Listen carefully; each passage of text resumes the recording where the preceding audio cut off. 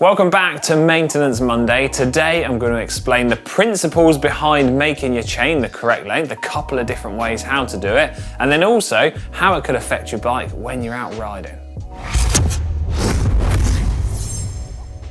So why exactly does your chain need to be the correct length? Well, it's all to do with the rear derailleur and the cage here, which is under spring tension to take up the slack of the chain as you change between different chain rings and chain ring sizes, and also the sprockets on the cassette at the back.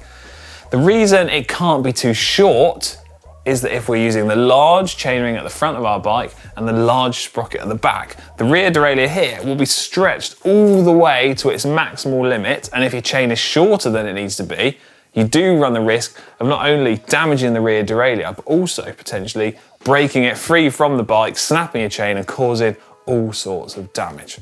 Now, if your chain is too long, for example, when you're riding in the small chainring at the front and some of the smaller sprockets at the back, the rear derailleur simply won't be able to compensate for that extra amount of chain, and therefore it will be all the way in its retracted position like it is sat here, and the chain will still be slack. There will be no tension under it, and you'll quite often see the chain sagging down in between the chain rings and the rear derailleur, and that's certainly something you want to try and avoid.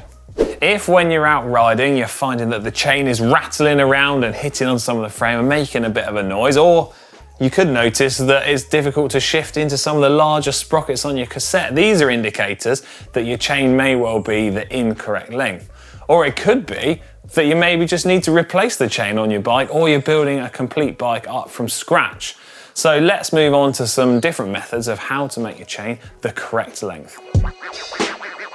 The first method we're going to use is where you fit the chain over the large chainring at the front and the large sprocket at the back, and don't feed it through the rear derailleur. This is one of the oldest methods around for getting your chain to the correct length. The chain I'm using uses a quick link to join together, so I'm going to add this onto the chain now so that we can account for it when we measure our chain length.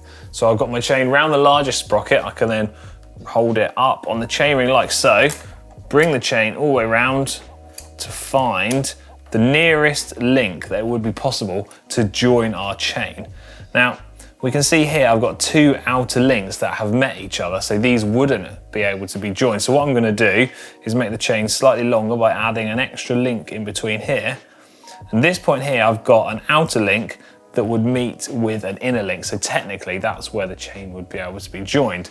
So what I then need to do is add two additional links to that amount.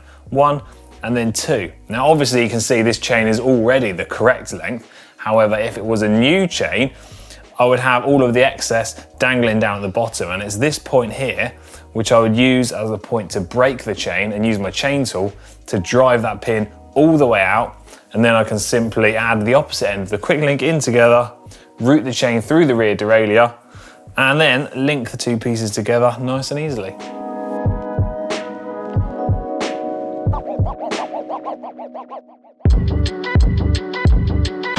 The next method I'm going to show you to size your chain involves a tape measure and some simple calculations. So if that's your thing, this could be, well, the best method for you. So you're going to need a pen and some paper, and first we're going to jot down some information that we can take from our bikes.